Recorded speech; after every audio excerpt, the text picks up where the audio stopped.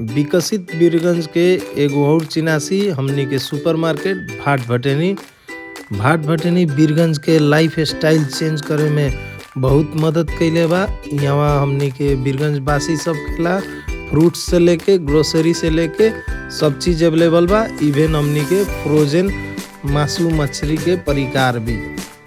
कसाई तो मासू काट के ना देवेला, लेकिन मासू मछली के आइटम भी फ्रेश यहाँ मिल सकता टे। अब हम तो महीना में एक बार नहाइले, जेकरा खतरा हमनी के यहाँ शावर जेल भी देख रहनी सन। हर एक कंपनी के यहाँ हर एक चीज अपने के इजीली मिल सकता। इवन यहाँ लिकर सन के भी व्यवस्था बा। बीरगंज वासी सब के ला भाट भटेनी एगो शॉपिंग कॉम्प्लेक्स, जहाँ अपने के A to Z सामान मिल सकता। इवन लइका सन के इंटरटेनमेंट के भी यहाँ व्यवस्था बा। तो आजू के हमनी के घुमाई यहाँ अपन लइका संगे अपन परिवार संगे के समाप्त हो।